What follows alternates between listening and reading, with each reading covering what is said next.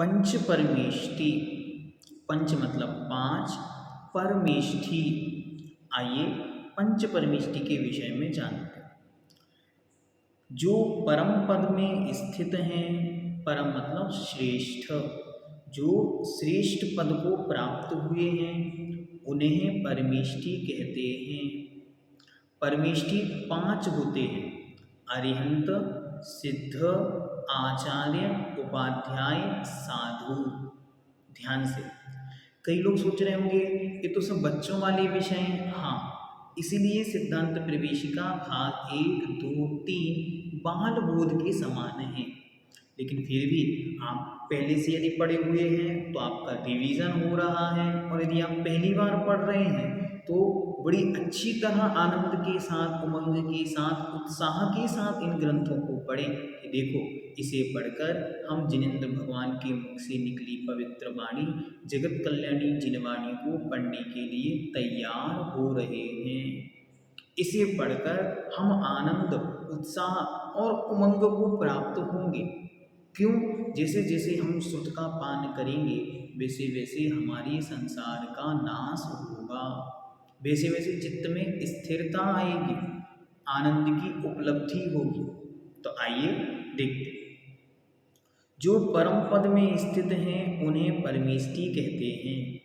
परमेष्टि पांच होते हैं: अरिहंत, सिद्ध, आचार्य, उपाध्याय, साधु। आइए अब इन पांचों परमेष्टियों के विषय में हम थोड़ी सी जानकारी निकालें कि ये कैसे होते हैं। देखिए, सबसे पहले परमेष्टि का नाम है अरिहंत। अरि प्लस हंत। अरि का मतलब होता है शत्रु, शत्रु के हंत मतलब नाश करने वाले। अरि कौन है यहाँ पे? शत्रु कौन है? शत्रु है घातिया कर्म। जिन्होंने घातिया कर्म को नष्ट कर दिया है, जो 18 दोषों से रहित हैं, उन्हें अरिहंत परमेष्टि कहते हैं। ठीक हुआ? अरि का अर्थ है कर्म, 4 घातिया कर्म, और हंत मतलब नाश करने वाले। तो जिन्होंने 4 घातिया कर्मों को नाश कर दिया है वे अरिहंत परमेष्टि हैं। दूसरे परमेष्टि हैं सिद्ध परमेष्टि। जो अमूर्तिक, अष्टकर्म रहित, सम्यक्तादिक 8 गुणों से सहित होते हैं, उन्हें सिद्ध परमेष्टि कहते हैं। ये लोक के अंत में विराजमान हैं। क्या कहा? जो अमूर्तिक होते हैं। अमूर्तिक मतलब जिनमें स्पर्श, रस, गंध, वर्ण आदि नहीं पाया जाता, या जो हमारी आंखों से दिखाई नहीं देते। अष्टकर्म रहित, वे 8 कर्मों से रहित होते। अरिहंत भगवान ने 4 कर्मों का नाश किया, और सिद्ध भगवान संपूर्ण 8 कर्मों का नाश कर देते हैं। विशेष इतना जानना कि जितने भी अरिहंत होते हैं वे अपने 4 और कर्मों का घात करके ही सिद्ध बनते हैं, और सिद्ध बनने के बाद फिर पुनः इस संसार में लौटकर कभी नहीं आते। इसीलिए लिखा, वे जो 8 कर्म नष्ट किए, उन 8 कर्मों के नाश से सम्यक्त्वादि 8 गुण उनके प्रकट हुए।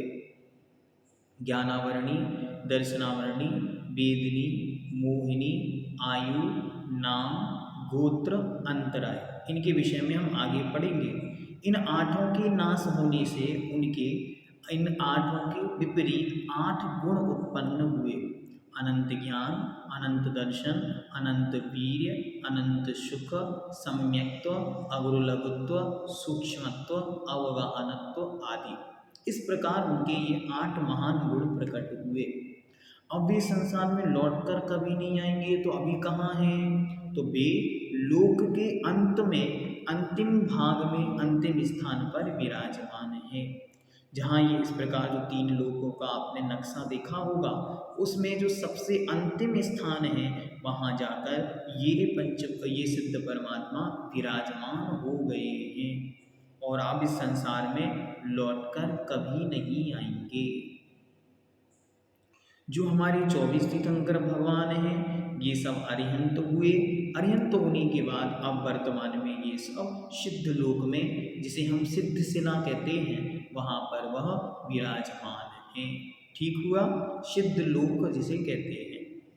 उसके विषय में और विस्तार से चर्चा आगे करेंगे। तीसरे परमेष्टि हैं आचार्य परमेष्टि। आचार्य कौन होते हैं?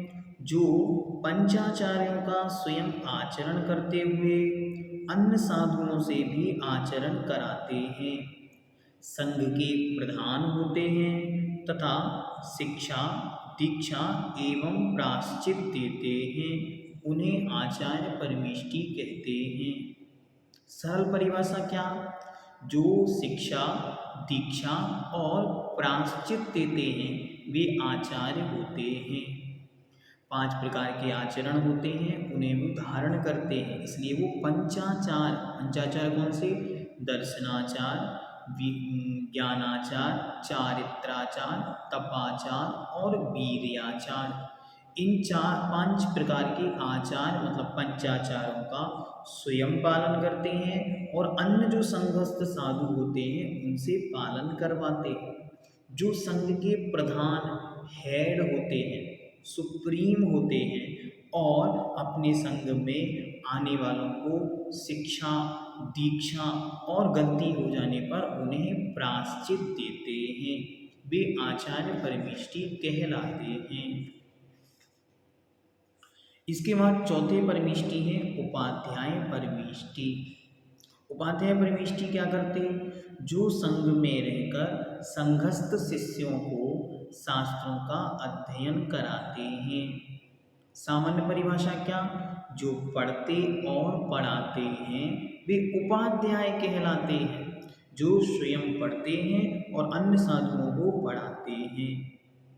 5वें नंबर पर है साधु। साधु परमेष्टि क्या करते? जो ज्ञान, ध्यान और तप में लीन होते। ज्ञान, ध्यान और तप, बस ये 3 ही उनके काम हैं, बाकी अन्य कोई उनका कार्य नहीं। इसलिए ज्ञान, ध्यान और तप में लीन रहते हैं एवं आरंभ, घर, गृहस्थी, दुकान, मकान, इनके कार्यों को आरंभ कहते हैं। और परिग्रह, कपड़ा, मकान, दुकान, पत्नी, स्त्री, वस्त्र, लैपटॉप, मोबाइल, ये सब कहलाता है परिग्रह।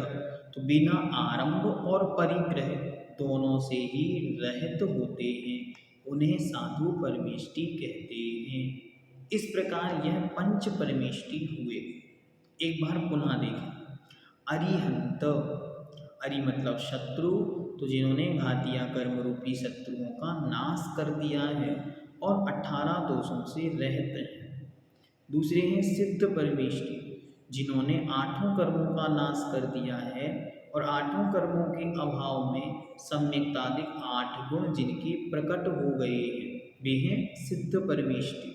तीसरे आचार्य परमेष्टि, जो संघ के हेड प्रधान होते हैं, शिक्षा, दीक्षा और उपदेश देते हैं और गलती होने पर प्रायश्चित देते हैं, पंचाचार का स्वयं पालन करते हैं और अन्य शिष्यों से करवाते हैं। चौथे परमेष्टि हैं उपाध्याय परमेष्टि, जो संघस्थ साधुओं को पढ़ाते हैं और उनकी शिक्षा का ध्यान रखते हैं। 5वीं परमेष्टि हैं साधु, जो ज्ञान, ध्यान और तप में लीन रहते हैं और आरंभ परिग्रह से रहित होते हैं, वे सच्चे साधु कहलाते हैं। इस प्रकार ये 5 परमेष्टि का लक्षण हुआ। हमें अपनी श्रद्धा इन 5 परमेष्टियों के प्रति अति दृढ़, मजबूत और निर्मल बनानी है, क्योंकि ये 5 परमात्मा कोई नाम या कोई व्यक्ति नहीं है, अपितु जिनने भी ऐसे गुणों को प्राप्त किया वे सब इन पदों में समाहित तो हो जाते हैं। जैसे आज वर्तमान में हम देखते हैं निर्यापक श्रवण मुनि पुंगव सुधा सागर जी महाराज, इनमें मुनि के लक्षण दिख रहे हैं, इसलिए ये मुनि हैं। जो पढ़ते पढ़ाते हैं वे उपाध्याय भगवंत हैं।